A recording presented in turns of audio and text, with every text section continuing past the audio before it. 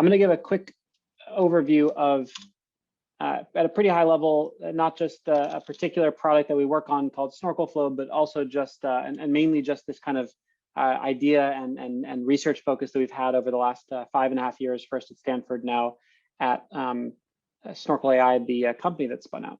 So I'm going to go ahead and share my screen. So I'm going to give the high level overview because I only have 10 minutes, right? I have till 2:46, correct? Yep.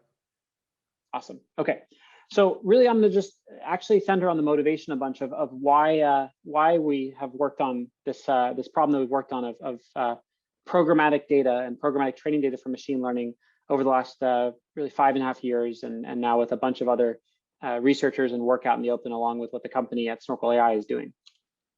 So this all kind of gets grounded in looking at the pipeline for actually building and developing and deploying machine learning models. And in particular, I'm going to focus on a type of machine learning model called supervised learning. So we're trying to, let's say, classify chest X-rays or contracts or route customer support tickets or extract information from a document, all things where you're trying to get a machine learning model to predict or label something automatically by showing it a whole bunch of examples that have already been labeled correctly that it learns from.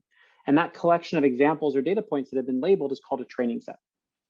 So at a very high level, this supervised learning approach, which is kind of the workhorse type of machine learning out in practice today, has 3 main ingredients. We have the training data that I just talked about. We have the actual machine learning model that learns from this training data to make new predictions on new data points. And then we have the hardware, or more broadly, I would just say kind of the infrastructure.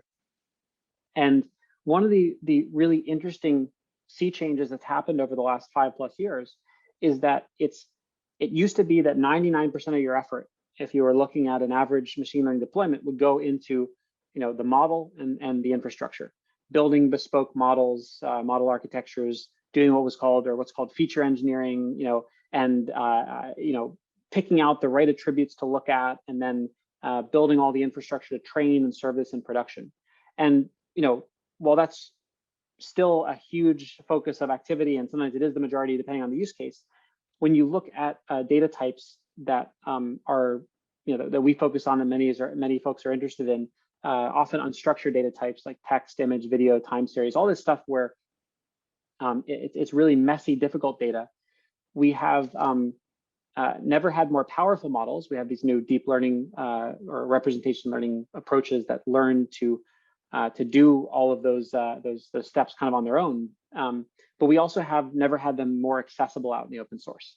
And so this is a little bit glib, but the models and the hardware and the infrastructure are increasingly commoditized and accessible. And that's only meant in the most positive way. It's a real testament to the field that if you want to classify a document or classify a chest X-ray, you can now do so with less time and less custom development than at any other time in the last or ever. But what's the trade-off? The trade-off is that these models that are so much more powerful, so much more available in the open source and supported by all these amazing projects, many of which you've heard of today, are also much more data hungry. And to learn to do what they do, they need much more of this labeled training data. So let me give an example. And again, I'm going to spend most of my 10 minutes just kind of talking about the problem and just mostly as a kind of pitch for why you should care about data and machine learning. I know most people at this conference, it's a biased sample of will already care about this, but just for what it's worth, why you should care about the bottleneck of labeling training data, and then just a little sketch of what Snorkel is about and the solution types that we've worked on. So let me just give an example though with hard numbers. This is a publication or a set of, it's a project most recently published about in Cell Patterns and also in Radiology, the journal, with the Stanford Hospital, the VA healthcare system. Here we were trying with collaborators to train a machine learning model to triage medical images or tests coming in, chest X-rays, head CTs, knee X-rays, the list goes on. Basic idea is to do assist. So basically determine whether a doctor needs to urgently read something in the queue or whether it can kind of sit and wait. And this is especially motivated by under-resourced hospital systems where there's way too many images to read for too few doctors. So here, actually our collaborators were able to train a human level, a model that was performing at human levels in under 2 days just by trying out all the open source image classification models that are all very accessible and nicely supported frameworks. And there was actually under a point of variance in terms of the performance of the fanciest new model from the fifth fanciest new model. Conversely, it had taken them 8 to 14 person months of just labeling chest x-rays, head CTs, et cetera. And the difference between a little bit of that labeling and the full 8 to 14 person months was over 10x, over an order of magnitude more impactful than the choice of model architecture. So again, it's worth emphasizing that it's an incredible testament that these models perform so well. But the biggest relative leverage point in many machine learning pipelines today, especially over these complex unstructured data types like images or text, is the data. How much of it you have, how it's collected, et cetera. And this is what blocks many use cases in enterprises and organizations from actually using machine learning. It's this training data. And just to briefly note, a lot of what gets glossed over in on the academic side of things, where a lot of the training data that people use is just these nicely packaged benchmark data sets that are great for the field, but mask a lot of the collection difficulties. A lot of the pain points come because you, in the real world, have data that's private, so often just can't be easily shipped out to be labeled. You have data that requires rich subject matter expertise. You need a doctor or a lawyer or a cyber analyst or a network technician or et cetera to do the labeling, not just anyone. And you have to be able to iterate when input distributions change, when upstream pre-processing pipelines change, when output goals change. If you want to, if you shift patient population, or you want to now do 3 levels of triage rather than just good or bad, if you're relying on hand labeled training data, you need to just kind of start all over again. And this is a huge impediment to progress. So at a high level, what the Snorkel project for many years, and now the Snorkel company, and we really like the name Snorkel, so the Snorkel Flow platform is about, or what it's anchored on, is this kind of pivot point from labeling by hand to labeling programmatically as a way to drive the process.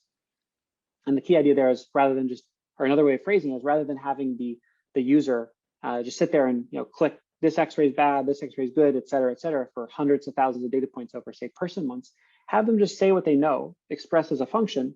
Look for these blobs in the image, look for these keywords in the nurse's report, look for these metadata signals, and use this to kind of train or bootstrap the model. And by doing so, really raise the whole abstraction level at which you program and drive and build machine learning models. So this was a project back at Stanford for many years. Did some great collaborations, deployments, co-development with a lot of the big tech companies, government agencies, others, and led to this platform that now we're building over at the Snorkel company today called Snorkel Flow.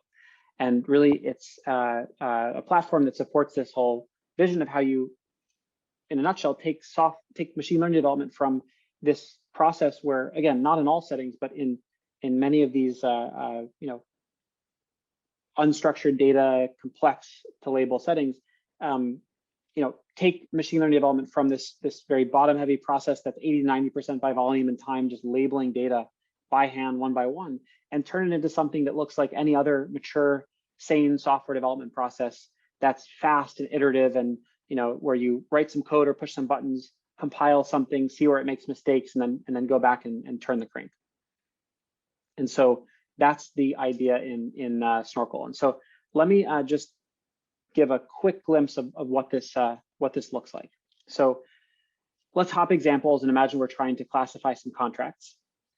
And I know I have about a minute and a half left, so I'll just breeze through this and then happy to chat if anyone wants to connect afterwards. Basic idea, rather than, or in addition to having say a legal analyst sit there and label contracts, this one's a credit document, this one's a loan document, et cetera, have them express their domain expertise. Look for this word in the title, match this list of this dictionary of financial terms, run it by our legacy system, anything that can be expressed functionally, and have them write this as what we call a labeling function. And this labeling function can be expressed in Python, it could be expressed in no-code UI. And in a nutshell, the advantage here is that you can write these labeling functions and label massive quantities of data and then train extremely complex high-performance models in minutes or hours rather than person months or longer. The challenge, of course, though, is that these labeling functions are in general going to be not perfectly accurate for what we call noisy or weak supervision. So a lot of the work that we did in the academic side was about how using theoretically grounded techniques that build on very old intuitions and very old theory, how you can kind of take these functional signals, clean, reweight, denoise, and combine them, and use them to train modern machine learning models. So let me pause there because I think I'm right about at 10 minutes. I don't know if I have time to take a question or two. Otherwise, thank you so much to the Apply Conference team and to Tecton and everyone else here for letting me rant about programmatic supervision and Snorkel for a bit.